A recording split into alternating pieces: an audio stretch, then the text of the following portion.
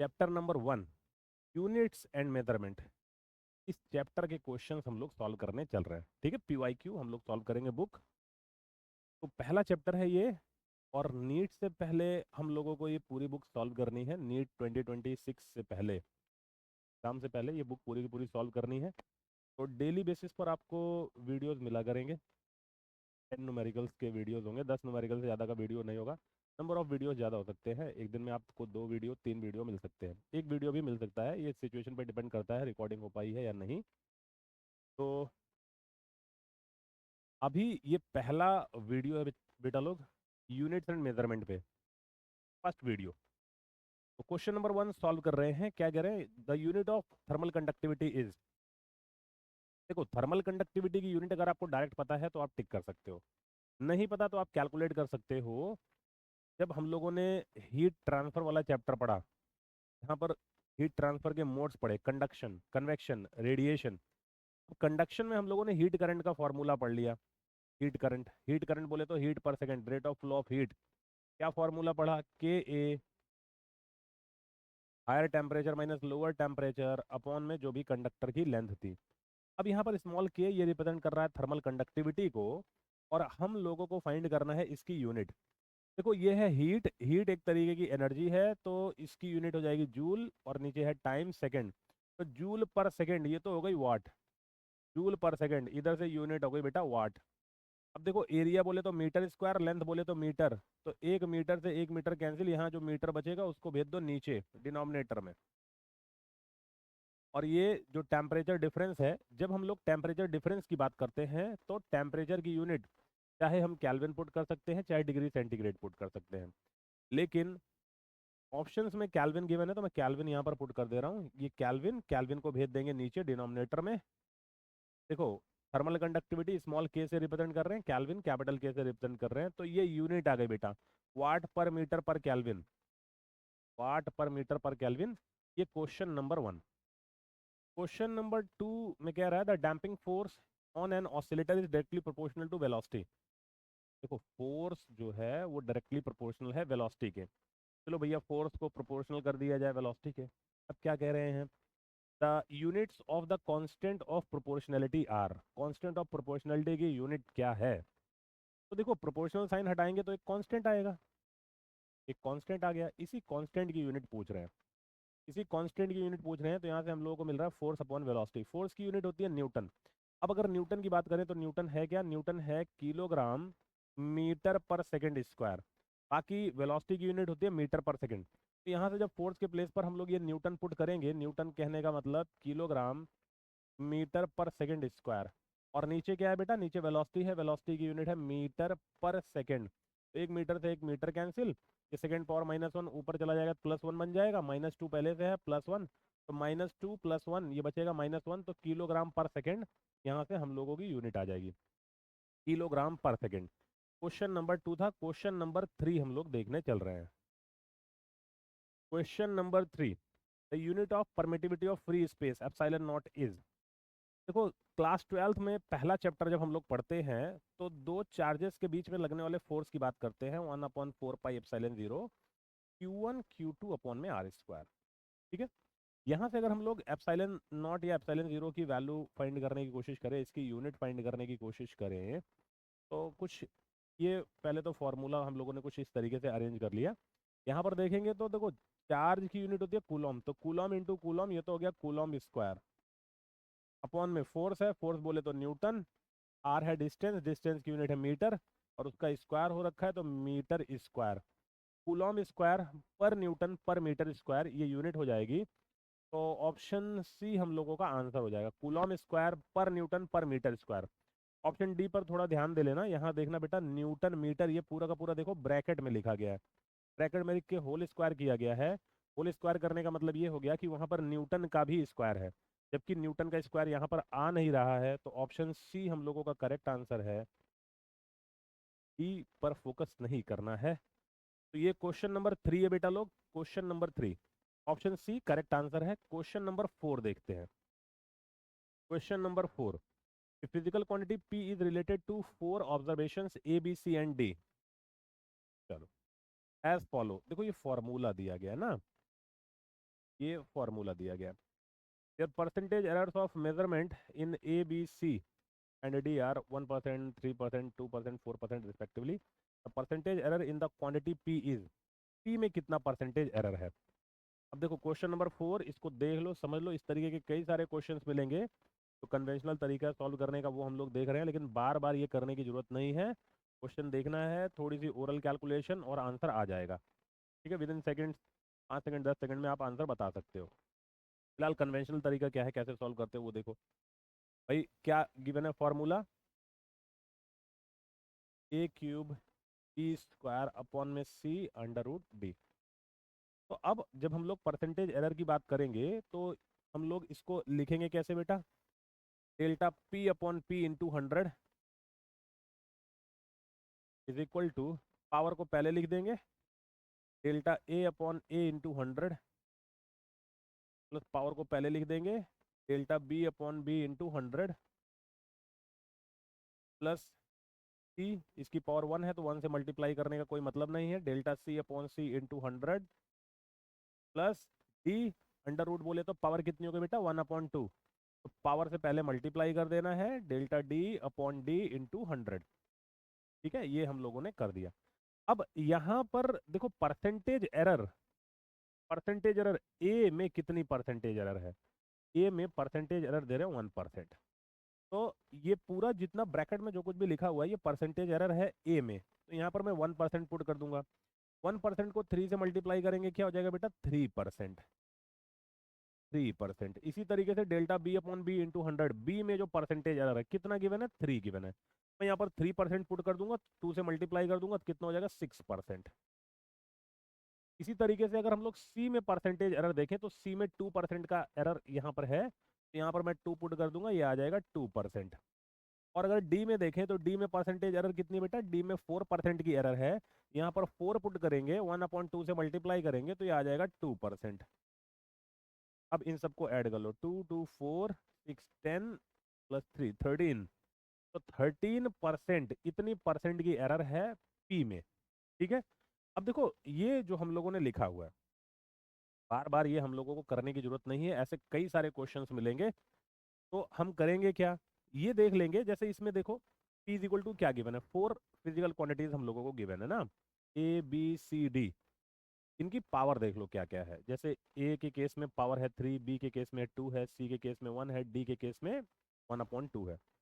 और जितना percentage error इसकी कैलकुलेशन में दिया गया है, इसके मेजरमेंट में जितना भी परसेंटेज एरर दिया गया है, तो हम करेंगे क्या, वो परसेंटेज एरर और पावर दोनों को मल्टीप्लाई कर लेंगे। ठीक है, हर एक क्वांटिटी के लिए कितना परसेंटेज एरर है उसके मेजरमेंट में और उसकी पावर क्या गिवन है, वो परसेंटेज एरर और पावर दोनों को मल्टीप्लाई करेंगे और सबको ऐड करते चले जाएंगे हर एक टर्म के लिए। जैसे ए में कितना परसेंटेज एरर है, 1%, पावर कितनी है 3, तो 3 इंटू 1 कर देंगे, 3% हो गया। प्लस बी में कितना परसेंटेज एरर है, 3%, तो 3% को 2 से मल्टीप्लाई कर देंगे 6, तो प्लस 6%। यहाँ पर 3% आया था प्लस 6%। सी पावर 1 है तो 1 से हम मल्टीप्लाई करेंगे, परसेंटेज एरर है 2%, तो 1 इंटू 2 करेंगे 2 आ जाएगा, तो 9 पहले आया था और 2 अभी हो गया 13 हो गया।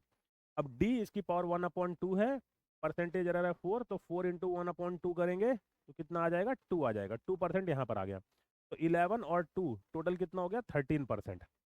तो बार बार हम लोगों को ये काम करना नहीं है भाई, हमारे पास टाइम होगा लिमिटेड, है ना, टाइम लिमिटेड होगा भाई, एक ही मिनट में करना है क्या क्या है, एक ही मिनट में न्यूमेरिकल को पढ़ना है, सॉल्व करना है, बबल भी फिल करना है, ये सारा काम करना है 1 मिनट में। 1 मिनट में सारा काम करना है, तो ये तो बस सीखने के लिए है भैया, कुछ इस तरीके से बातें होती हैं। बाकी आप देखो, जो भी पावर गिवन है, जितना परसेंटेज एरर गिवन है, मल्टीप्लाई करके जितनी भी फिजिकल क्वांटिटी है सबके लिए आप ऐड करते चले जाओ, इतना ही काम करना है। एक कंफ्यूजन जो यहाँ पर हो सकती है, वो क्या कंफ्यूजन है, बोर्ड पर देखो उसको समझो। अभी मान लो किसी बच्चे के दिमाग में आ जाए कि चलो ठीक है सर जी, हम लोग पावर और जो परसेंटेज एरर गिवन है उसको मल्टीप्लाई करके ऐड करते चले जा रहे हैं। तो यहाँ पर अगर मैं इसको इस तरीके से लिख दूं, ए क्यूब बी स्क्वायर, यहाँ सी की पावर कितनी बेटा, 1 है, इसको हम ऊपर भेज देंगे तो क्या हो जाएगा, सी रेज टू द पावर -1। यहाँ डी की पावर 1/2 है, ऊपर भेज देंगे तो D raise to the power -1/2। अब बच्चे कहेंगे कि सर जी आपने बोला कि जो पावर है और जो एरर है उसको मल्टीप्लाई करके ऐड करते चले जाना है। तो अब यहाँ पर ए में कितना परसेंट एरर है, 1% है, तो 1 × 3 करेंगे तो 3% आ गया। इसी तरीके से बी में कितना परसेंट एरर है, 3 है, और पावर है 2, तो 3 और 2 को करेंगे तो 6% आ गया। सी की पावर क्या है, -1, तो 2 और -1 को मल्टीप्लाई करेंगे तो -2% आ जाएगा। इसी तरीके से डी की पावर है -1/2, तो 4 और -1/2 को मल्टीप्लाई करेंगे तो माइनस फिर से 2% आ जाएगा। ये दिमाग में आ सकता है, ठीक है। लेकिन ऐसा नहीं होता बेटा, जब डिराइव किया जाता है फॉर्मूला, ये चैप्टर जब हम लोग पढ़ते हैं, तो अभी हम लोग क्या कर रहे हैं, ये भी पॉसिबिलिटी है, ये भी पॉसिबिलिटी है। हम लोग फाइंड करते हैं maximum percentage error. Maximum value क्या हो सकती है एरर की, तो मैक्सिमम एरर के केस में हम लोग सारे के सारे एरर को ऐड करते हैं, इसको सब्ट्रैक्ट करते ही नहीं है, इसको सब्ट्रैक्ट करते ही नहीं है, सारी की सारी एरर को क्या करते हैं, ऐड करते हैं। तो हमको सारी की सारी एरर ऐड करनी है। इस पावर में कंफ्यूज नहीं होना कि यहाँ नेगेटिव पावर है, भले ही नेगेटिव पावर वो डिनोमिनेटर में है, हमको करना क्या है, हमको ऐड ही करना है बेटा, सब्ट्रैक्ट नहीं करना है, ये बात ध्यान रखना। हमेशा ऐड ही करना है, वो नेगेटिव पावर से कुछ लेना देना नहीं है। हम लोग मैक्सिमम परसेंटेज एरर फाइंड करते हैं, maximum value of percentage error. Clear है। अब इस तरीके के क्वेश्चंस कहीं मिलेंगे तो मैं इतना सब कुछ नहीं करूंगा, मैं सीधे ये बोल दूंगा भैया percentage error into power plus percentage error into power plus percentage error into power plus percentage error into power. इस तरीके से सॉल्व करते चले जाएंगे। क्वेश्चन नंबर 4 है। आगे इस तरीके का कोई क्वेश्चन मिलेगा तो मैं इस क्वेश्चन का रेफरेंस लूंगा, मैं आपको बता दूंगा भैया क्वेश्चन नंबर 4 में हम लोगों ने ये चीजें देखी थी। ठीक है, अभी चलते हैं क्वेश्चन नंबर 5 पर, इसको मैं इरेज कर रहा हूँ। Question number 5, the errors in the measurement which arise due to unpredictable fluctuations in temperature and voltage supply। देखो टेम्परेचर और वोल्टेज सप्लाई, इसमें अनप्रिडिक्टेबल फ्लक्चुएशंस हो रहे हैं। ठीक है, अनप्रिडिक्टेबल फ्लक्चुएशंस हो रहे हैं। ये कौन सी एरर हो सकती है, अब यहाँ पर देखो, least count error, instrumental error, ये तो समझ लो भैया लीस्ट काउंट से, ये दोनों के दोनों इंस्ट्रूमेंट से ही रिलेटेड हैं, लीस्ट काउंट एरर और इंस्ट्रूमेंटल एरर। ठीक है, तो एक्यूरेट हम लोग इंस्ट्रूमेंट यूज करके एरर को मिनिमाइज कर सकते हैं। पर्सनल एरर, ये देखो भैया व्यक्तिगत त्रुटि, हर व्यक्ति पर ये डिपेंड करता है कौन किस तरीके से मेजरमेंट कर रहा है, कितना स्किल्ड है वो, पर डिपेंड करता है। रैंडम एरर्स, ये ऐसी एरर्स होती हैं जिनका रीजन, जिनका कॉज हमको पता ही नहीं है, जिनका कारण पता ही नहीं है भैया ये एरर्स हो क्यों रही हैं। ठीक है, तो ये जो अनप्रिडिक्टेबल फ्लक्चुएशंस हैं, ये सारे के सारी ये रैंडम एरर की कैटेगरी में आती हैं। रैंडमली कुछ भी हो जा रहा है भैया, हमको पता ही नहीं है क्यों हो रहा है, कैसे हो रहा है। तो इस तरीके की एरर, ये जो भी अनप्रेडिक्टेबल फ्लक्चुएशंस हैं, ये सब रैंडम एरर के कैटेगरी में आएंगे बेटा, तो आंसर हो जाएगा random error. Next question, question number 6, कह रहे हैं ए मेटल वायर हैज मास, देखो मास हम लोगों को गिवन है 0.4 प्लस माइनस 0.002 ग्राम, रेडियस गिवन है 0.3 plus minus 0.001 millimetre, and length 5 plus minus 0.02 centimetre. The maximum possible percentage error in the measurement of density will be, density nearly भी, लगभग में पूछ रहे हैं आंसर, मतलब एग्जैक्ट आंसर नहीं आएगा, राउंडिंग ऑफ करके हम लोग आंसर तक पहुंचेंगे। अब देखो यहाँ पर एक जो समझने वाली बात है बेटा, वो क्या है, समझने वाली बात ये है, इधर देखो कह रहा मैक्सिमम पॉसिबल परसेंटेज एरर, तो ध्यान रहे चाहे बोले चाहे ना बोले हम लोग मैक्सिमम वैल्यू ही फाइंड करते हैं। पावर निगेटिव है तो भी उसको हम ऐड ही करेंगे। ठीक है, मैक्सिमम वैल्यू हम लोग फाइंड करते हैं, यहाँ पे बोल रहे हैं ना मैक्सिमम पॉसिबल परसेंटेज एरर, तो मैक्सिमम वैल्यू ही हम लोग फाइंड करते हैं। चलो अब इस क्वेश्चन पर आ जाते हैं, हमको फाइंड करनी है डेंसिटी। तो डेंसिटी है क्या बेटा, density is equal to mass upon volume, density is equal to mass upon volume.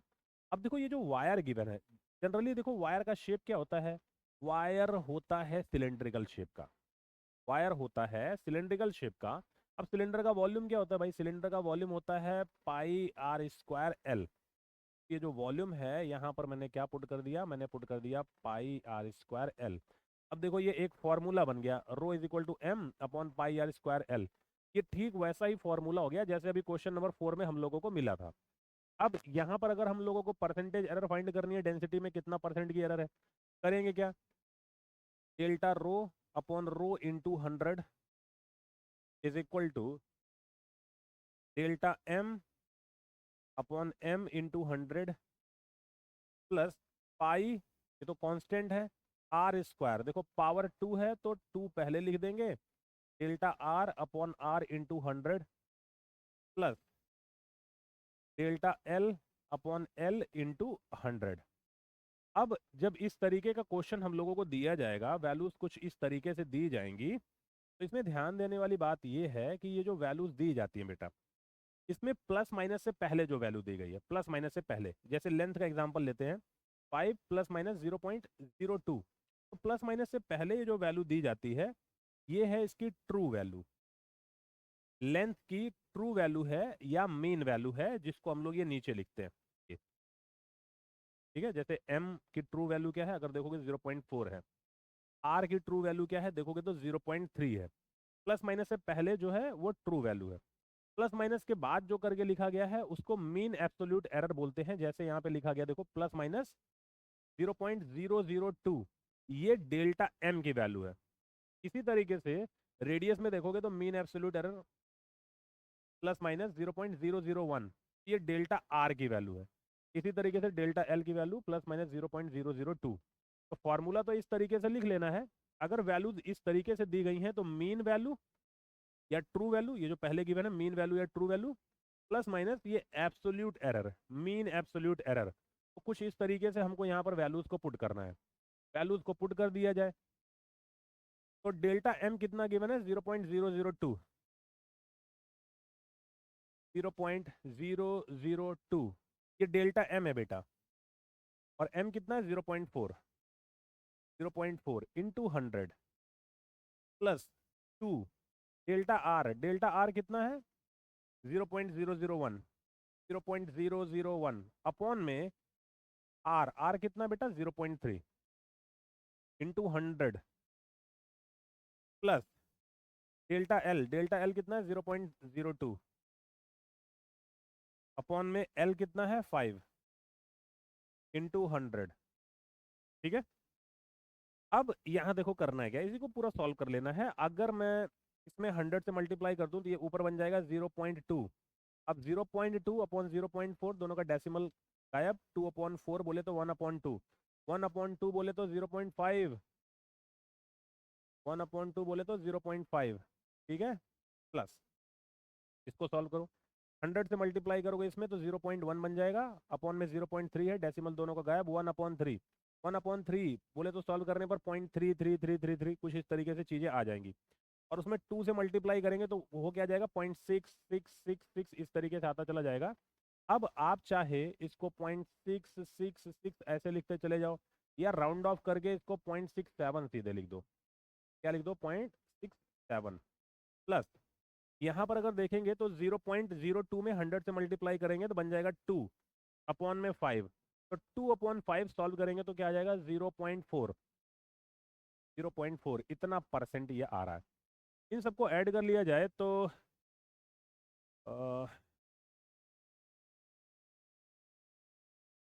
ये क्या हो गया बेटा, ये हो गया 1.57%, इतना परसेंट हो गया, ठीक है। ऐड करने पर इतना परसेंट आ रहा है।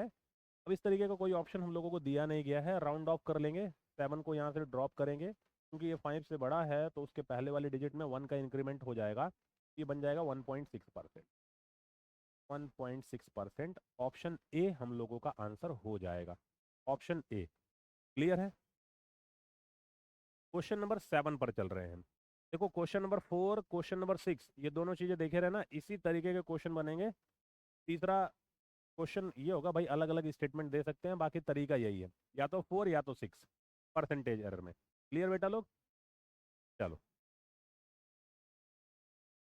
Question number 7, in an experiment the percentage of error occurred in the measurement of physical quantities a b c and d are 1%, 2%, 3% and 4% respectively, then the maximum, देखो फिर से क्या कह रहा है बेटा, मैक्सिमम। मैंने बताया ना कि अगर पावर माइनस होगी, क्वेश्चन नंबर 4 में मैंने बताया पावर माइनस होगी तो भी हम उसको प्लस ही करेंगे क्योंकि हमको मैक्सिमम वैल्यू चाहिए होती है एरर की।